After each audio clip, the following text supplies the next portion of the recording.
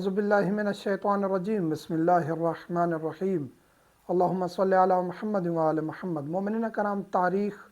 اسلامی تاریخ، قصص الانبیاء، انبیاء کے ساتھ جو چیزیں ریلیٹڈ ہیں ان کو ذکر کر رہے ہیں تاکہ انسان جو ہے وہ اس کا ذہن وسیع ہو اسلام کی تاریخ میں، اور ان چیزوں میں اس کی دلچسپی بڑھے اور اس کو پتہ ہو کہ کیا ہوا تھا۔ حضرت آدم علیہ السلام خلق ہوئے، ان کے بعد اللہ نے ان کو شریک حیات عطا کی جناب حوا کی شکل میں، اور پھر ان کو دو بیٹے عطا کیے، حابیل اور قابیل۔ حابیل نیک انسان تھے، خدا کے برگزیدہ انسان تھے، حضرت آدم کے بہت فرما بردار تھے، جانشین تھے۔ جب ان کو یہ عہدہ ملا اور ان کو وصی بنایا گیا حضرت آدم کی طرف سے، تو قابیل کو یہ اچھا نہیں لگتا تھا، تو اس وجہ سے دونوں کے درمیان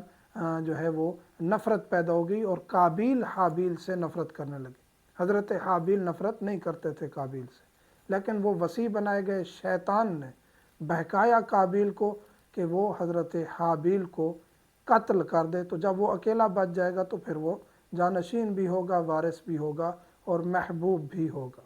تو اس چیز کو خداوند کریم نے جب دیکھا تو کہا کہ اے آدم، ان سے امتحان لو، اور جس کا امتحان جو ہے وہ درست ہوا، جس کی قربانی قبول ہو گئی، وہ میرا برگزیدہ ہوگا اور وہ میرے قریب ہوگا۔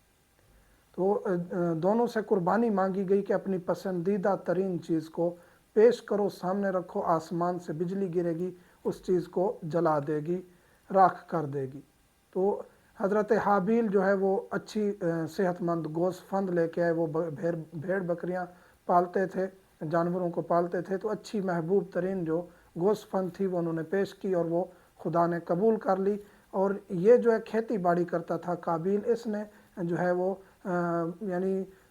گھاس پھوس اور یہ ایسی چیزیں سامنے رکھیں جو کہ نہیں جلیں، جس کا ہم پہلے بھی تذکرہ کر چکے ہیں کہ آگ کی پرستش، آگ کی پوجا کب شروع ہوئی؟ تو قابیل نے پھر آگ کی پوجا شروع کر دی کہ میری قربانی آئندہ آگ قبول کر لے گی، جلا دے گی، تو اس نے آگ کی پوجا شروع کر دی۔ یہی سبب بنا کہ مزید نفرت بڑھ گئی، قابیل نے حابیل کو قتل کرنا چاہا۔ حضرت آدم مکہ کی طرف روانہ ہوئے زیارت کرنے کے لیے، اس کو موقع مل گیا۔ بعض علماء اہل سنت یا دیگر کچھ علماء کہتے ہیں کہ جی دونوں کی ایک دوسرے کی بہن سے شادی ہو رہی تھی، تو قابیل کی جو ہے وہ شریک حیات جو بن رہی تھی وہ خوبصورت نہیں تھی، حابیل کی شریک حیات خوبصورت تھی، تو اس وجہ سے ان کے درمیان منافرت پھیل گئی۔ ایسی بات نہیں ہے، بہنوں کے ساتھ شادی نہیں ہوئی تھی ان کی، یہی مسئلہ تھا کہ وہ پسندیدہ تھے حضرت حابیل، قابیل کو یہ چیز اچھی نہیں لگی۔ جب حضرت آدم روانہ ہوئے، پیچھے اس کو موقع ملا، اس نے شیطان کے کہنے پر ایک پتھر اٹھایا اور حضرت حابیل کے سر پر مارا اور ان کو قتل کر دیا۔ حضرت حابیل قتل ہو گئے، اور یہ واقعہ اس طرح ہے کہ حضرت حابیل کے قتل ہونے کے بعد قابیل پریشان ہو گیا کہ میں کیا کروں، اور کس طرح اس کی لاش کو جو ہے وہ کہیں ٹھکانے لگاؤں۔ تو وہ پریشان تھا، چیل، کوے، درندے آ گئے لاش کو نوچنے کے لیے، تو وہیں پھر خداوند کریم نے اپنے اس محبوب کو بچانے کے لیے، حضرت حابیل کی لاش کو بچانے کے لیے ایک کوا بھیجا۔ ایک کوے نے اپنے بھائی کو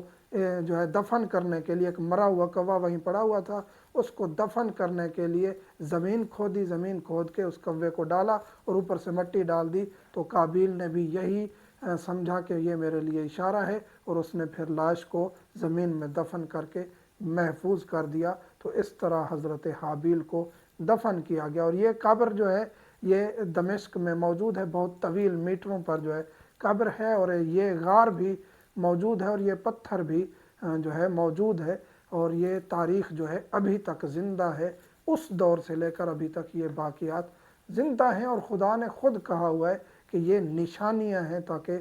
آپ لوگ خدا کے زیادہ قریب ہو سکو۔ یہ چیزیں جو ہیں یہ قصص الانبیاء میں ذکر کی گئی ہیں، اسی طرح بحار الانوار میں ذکر کی گئی ہیں، اسی طرح کافی کتب ہیں جو تاریخ کی، ان میں یہ چیزیں ذکر کی گئی ہیں۔ انسان کو چاہیے تاریخ سے بھی اٹیچ رہے تاکہ اس کو پتہ ہو کہ کیا ہوا تھا اور آج کے دور میں ہم کہاں ہیں۔ مومنین سے ملتمس ہوں، دعاؤں میں یاد رکھا کریں۔ والحمدللہ رب العالمین۔